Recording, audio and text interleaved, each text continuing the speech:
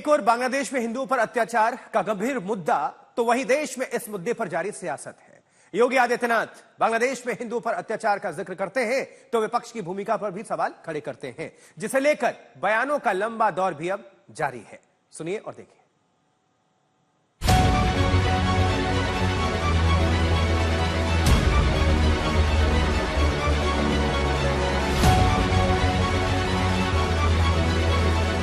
एक है तो सेप है और बटे थे तो कटे थे। क्या अपने आक्रामक बयानों में एकजुटता वाले संदेश के जरिए योगी आदित्यनाथ ने 2027 वाली चुनावी तैयारी शुरू कर दी है? क्या लोकसभा चुनाव में मिले सबक के बाद योगी आदित्यनाथ ने जाति वाली राजनीति की काट ढूंढ ली है? क्या योगी आदित्यनाथ का यह अंदाज यूपी में मुख्य विपक्षी दल समाजवादी पार्टी की पीडीए वाली रणनीति का जवाब है? क्योंकि योगी आदित्यनाथ इन दिनों हिंदुत्व वाली राजनीति को केंद्र में रखकर बयानबाजी कर रहे हैं और अपने बयानों से राजनीति को नई धार दे रहे हैं। 500 वर्ष पहले बाबर के एक सिपह सालार ने जो कुंभ अयोध्या में किया था, जो काम संभल में किया था और जो काम आज बांग्लादेश के अंदर हो रहा है, तीनों की प्रकृति, तीनों का डीएनए एक जैसा है। दरअसल जब लोकसभा चुनाव में यूपी में बीजेपी 33 सीटों पर ठहर गई तो सवाल उठा कि ब्रांड योगी पर इसका क्या असर होगा।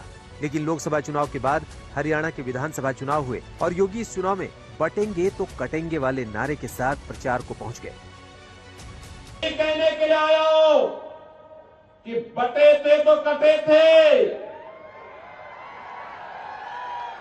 अब बटेंगे नहीं तो कटेंगे भी, एक रहेंगे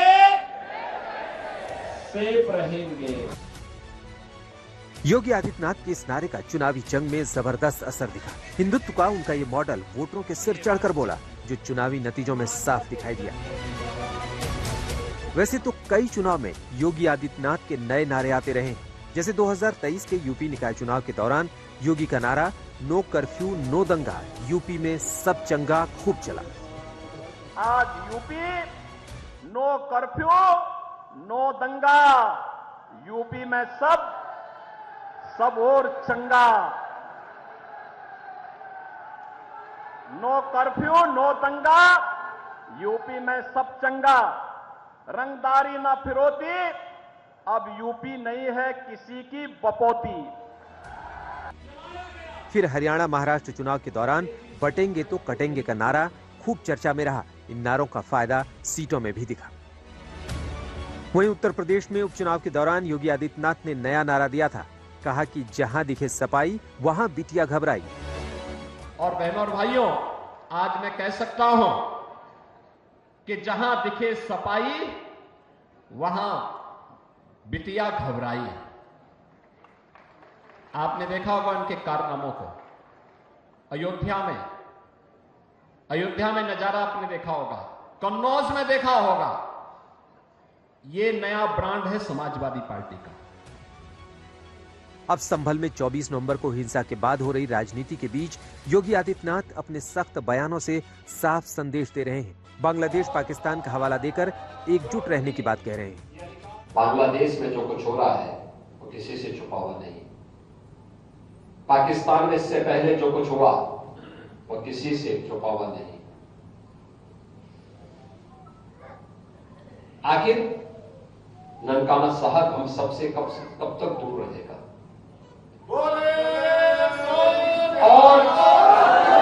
क्यों नहीं, ये अधिकार वापस हमें मिलना चाहिए।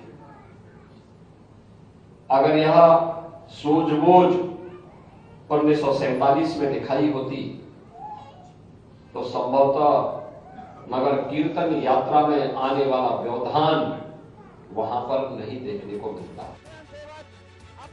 उधर योगी के तेवर के खिलाफ विपक्षी हमले भी तेज हो रहे हैं। योगी आदित्यनाथ के ताजा बयानों को लेकर विपक्षी नेता सवाल उठा रहे हैं। इस तरह की बातें करने का इसका मकसद क्या है, लोगों को तो समझना पड़ेगा ना।